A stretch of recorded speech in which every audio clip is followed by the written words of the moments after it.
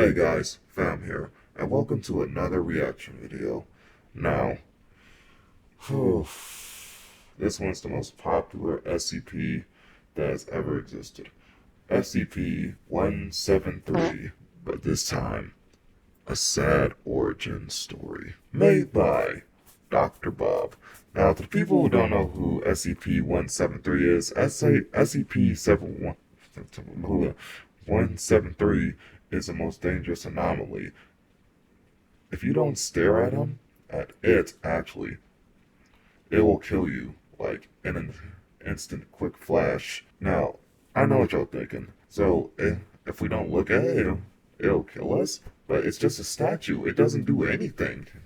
You must be crazy. Well, ask its past victims if you don't believe me. It's best that you stare at it so it doesn't move. If not, well then, say goodbye to your necks. Because you're going to be doing a 180 with that if you don't stare at it. I also learned that somehow it can repopulate, like it's some kind of bees.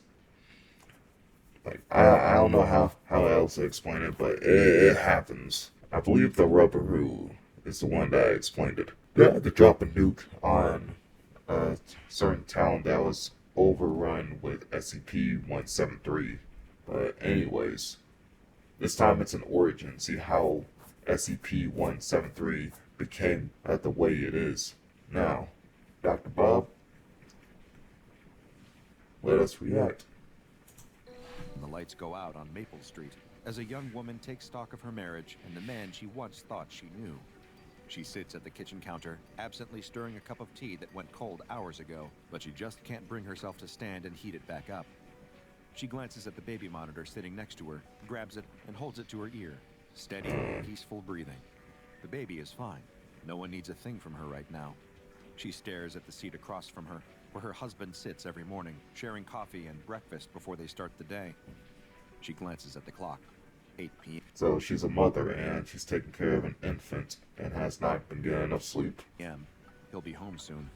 She'll have to face him, have to find a way to look him in the eye, force a smile. Pretend she doesn't know that he's getting home 2 hours late from who knows where. The thought turns her stomach. It wasn't always like this. Their marriage wasn't always a tense charade, their home a haunted house. He was sweet that first year. He'd buy her flowers and take her out to dinner. He'd kiss her in the morning before they'd even brush their teeth. He wouldn't come home smelling like his secretary's perfume. But ever since the baby, something's been different. The light behind his eyes has gone dim. He won't help with late-night feedings, won't change diapers. Most of the time, he acts as if the baby doesn't exist. His own son. He just comes home, stares vacantly at the TV, and expects her to handle everything without so much as a single complaint. She hasn't slept in weeks. She hasn't been down to her art studio in the basement in months. Then, I say this so many times, and yeah, I know I'm not the only one that says this. If you're not going to be a parent, then it's best you should have a gun of protection. That's how some people are nowadays. Well, been doing that actually. I know there's reasons why some people end up being parents, but I'm not going to describe that. a sound shakes her from her thoughts. She hears the unmistakable rumble of a car pulling into the driveway and fixes a stiff smile on her face. Maybe she'll leave him. Maybe tonight she'll work up the courage to say those words that will change everything. I want a divorce. The baby barely has a father now. What difference would it really make? The woman's husband stumbles through the door, lipstick on his collar and the smell of whiskey on his breath. He greets her with a kiss on the cheek, more out of obligation than anything else, and grabs himself a can of soda from the fridge. She offers him some stew from the stovetop. He brushes her off, saying, "I already ate." She doesn't bother asking when or how, when he supposedly came straight home from work. There's no point. She knows he'll only lie. "Do you want to say goodnight to the baby?" she asks. It's a test, as she watches his face for any flicker of fatherly affection. "Isn't it asleep by now?" It. He calls their son it. "He's sleeping, but you could still go up and see him, if you're quiet." "I had a long day. I'm tired. I'll see you in the morning." She can't help herself. Him. What was that? Him. He's not a thing. He's our child. He sets the can on the coffee table with a heavy clatter. "Do you have to nitpick every word that comes out of my mouth?" She deflates at the outburst. "No, He sighs, shaking his head. Don't look at me like that. I can't stand when you stare at me like that. She averts her eyes, looking down. Fine. I'll go up and check on him. You enjoy your relaxation time. That's it. Tonight is the night. She's going to pack a bag tonight. She'll leave and start a new life, just her and her son. He won't even miss them when they're gone. It'll be better for everyone this way. She'll just go upstairs, check the baby, wait for him to fall asleep. Then she'll just cut and run. It's not like he deserves a proper goodbye from her. She can go away, go to her sister's place. As she fantasizes about leaving him, spending peaceful days in a little country house with her son and maybe a dog, she finds that the baby has spit out all over his pajamas. She scoops him up into her arms to make sure everything is okay otherwise, and he's fine, just a mess. As she holds him, he stirs awake and begins to cry. Oh, sweetheart, I need to change you and give you a bath. Shh, it's okay, you're all right. What's wrong? Her husband. Yeah, that's way too much responsibility. I have to be a parent. And yet I always wonder how it feels to be a parent. Probably not gonna have a child in the future. I don't know. That's a lot of work.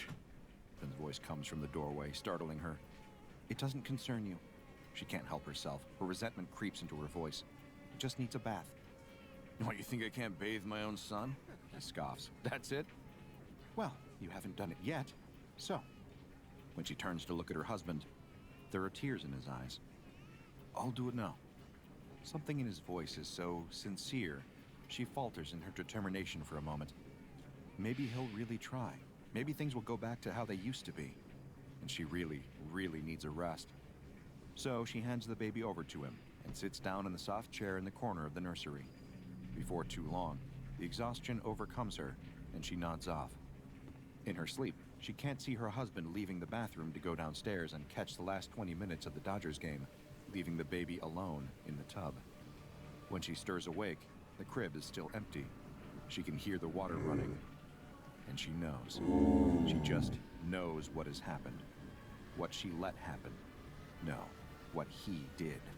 A glance into the bathroom confirms her suspicions, and with a primal scream of pain, rage, and heartbreak, she tears down the stairs to confront the murderer himself. She finds him asleep on the couch and takes a moment to catch her breath, to wipe the tears from her eyes. Did he do it by accident or on purpose? To punish her, to free himself from their marriage once and for all, to break her heart beyond repair. It doesn't matter in the end. What's done is done, whether he meant it or not. But what can she do? What could ever make this right?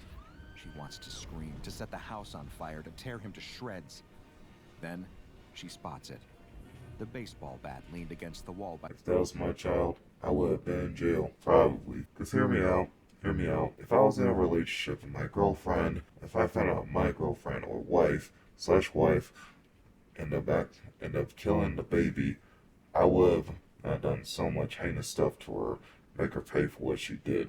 But regardless, all I can say is keep it in your pants if you're not gonna be a parent. Or, better yet, wear protection.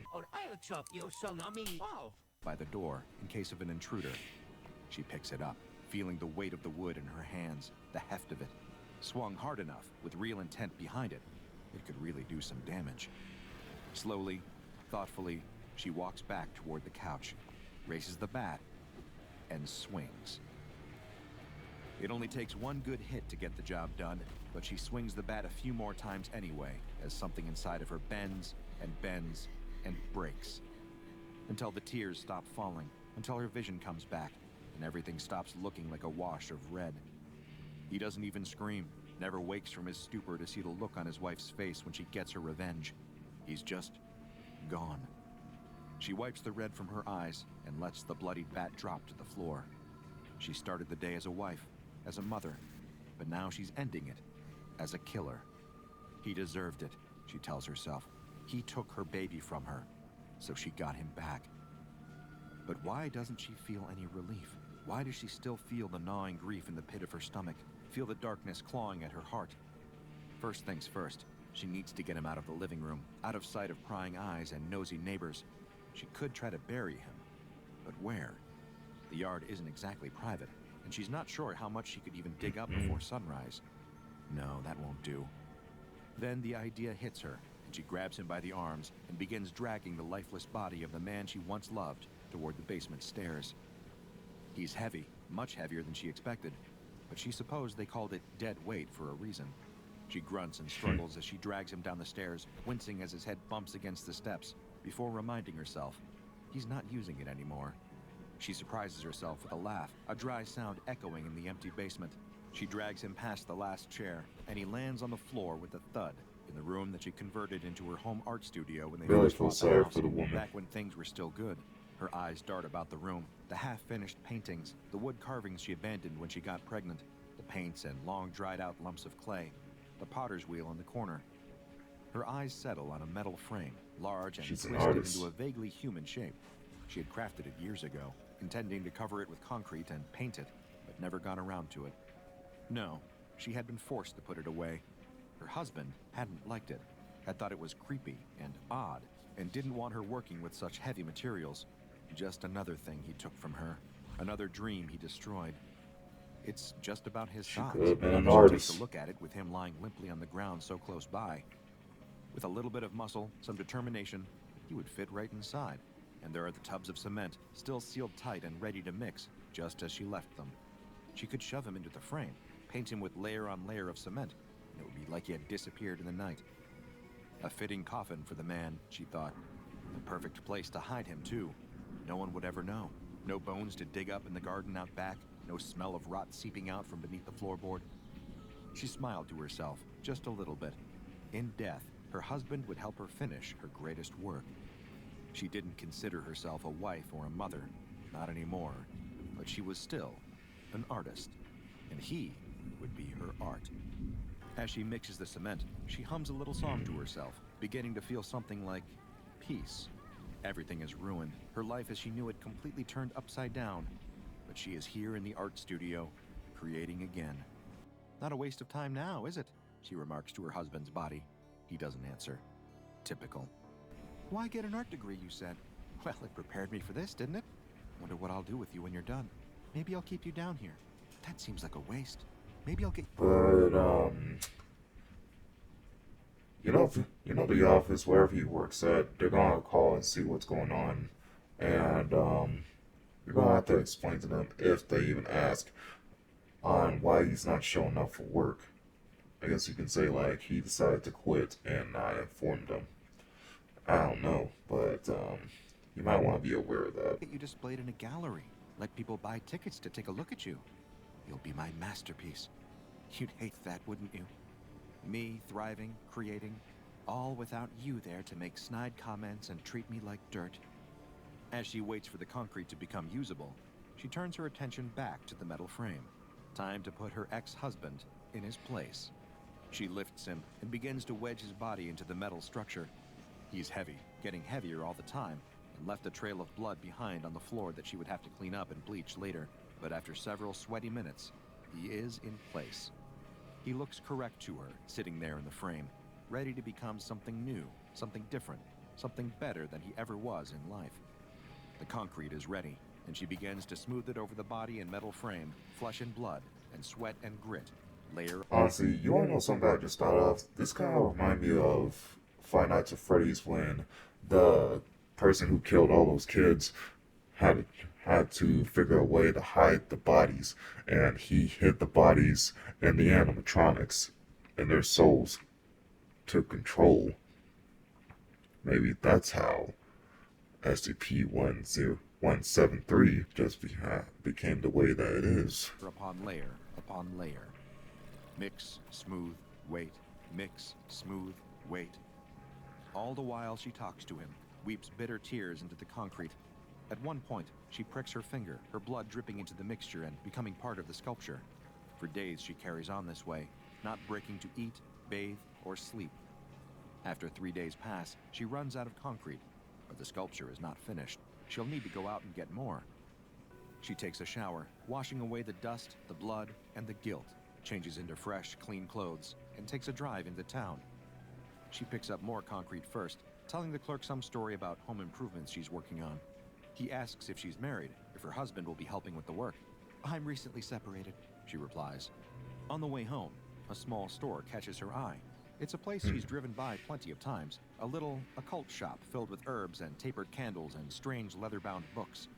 She isn't sure if she believes in this sort of thing, not really, but something makes her park and walk inside anyway. A gnarled old woman behind the counter spots her, and without speaking, points her toward a room in the back. It's different there, darker, filled with vials of thick, dark liquid, shelves full of skulls that might be human, though she isn't sure. In the back of the room, there is a bottle of paint, deep red and vibrant. What it's doing here, she couldn't be certain, but as soon as she sets eyes on it, she knows she needs to have it, needs to add it to her sculpture to make it truly complete. She brings it to the woman at the counter, but she just says, "Take it, no charge. I can tell you really need it. Just be careful what you use it for. It's powerful stuff." She wants to ask what that means, what's so powerful about this little bottle of strange red paint, but she doesn't. She's much too exhausted and much too Is it determined to satanic get paint? back home and put the finishing touches on her masterpiece. She drives straight home and hauls the concrete and paint inside, carrying it down into the basement. She's dizzy from hunger and lack of sleep, but she doesn't care. She has one singular vision right now, and she must see it carried out. She mixes more concrete and slathers the whole shape again, sculpting out the round, bulbous head, the arms at its sides, the legs and feet, the curve of the whole figure covered in thick gray sludge. In potential, a blank canvas. Before it dries, she opens the paint. It smells musty, rich, and somehow ancient. It clings to the bristles of her brush like a living thing and takes to the surface of the sculpture eagerly, spreading out as if of its own volition as she brushes it on evenly. She paints the whole thing, every inch of it. At first, it doesn't seem as if there will be enough paint to finish the job, but somehow that little bottle coats the whole figure in deep, dark red. She looks down at her hands, stained just as brightly as they were when she swung that baseball bat. She looks back up at her creation, the amalgamation of the fear, the pain, the heartbreak, the pure, primal rage, and begins to cry. The tears fall freely into her palms, and without thinking, she smears them into the concrete and paint until they disappear into the art. Then she takes a step back, watching it all dry. All of that work, all of that time, that great yawning chasm of loss. And this is what she has made of it. She loves it, and she hates it all at once. And she can't stop staring at the place where its eyes would be if it had them. She half expects to see something looking back. She shakes her head, looking down at the floor for a moment. Then she hears the sound of stone and metal grinding together. Her gaze snaps back up, and she sees that the sculpture has moved, just a little, its head turned in her direction. In an instant, her husband's words come back to her. "Don't look at me like that. I can't stand when you stare at me like that." It couldn't be. She stares at it for a long time, her eyes watering from the effort. She blinks. Her eyes open, and the sculpture is gone. There it is again, the grind of metal and stone against each other. Then, with the sound of bones snapping, everything went dark. Her hate, her vengeance, her desperate act of violence and creation, with a splash of the most unusual paint, led to the creation of a deadly masterpiece that would one day be known as SCP-173. Check out the Dr. Bob Patreon and become a junior researcher today. Now go and watch another entry from the files of Dr. Bob, like SCP-280, Eyes in the Dark. So that's how it all started. I guess it molded by itself. Since that's how it first started off. Notice what happened if he would just own up to be a dad. And now, he became a killer statue. Literally, yeah. I hate to end up running into 173. Because I'm not trying to have my neck spin around at 180. There is another video of 173 I guess I'll do. But another time because I'm tired. I don't have the energy to keep going. It's almost 12 and I'm going to go to bed to get some sleep. I guess I'll try to do an origin that is involved with 096, the shy guy. But as for right now, I need to get some sleep, guys. I'm gonna stream soon. If you enjoy this video, make sure you scare that like button, stab that notification bell, make sure you share my videos, and make sure you subscribe to my horror content, or 173 will snap your necks. Subscribe now, and you'll live. I'm Fam the Dark Hoodie, and I'll see you all in the next video. Peace.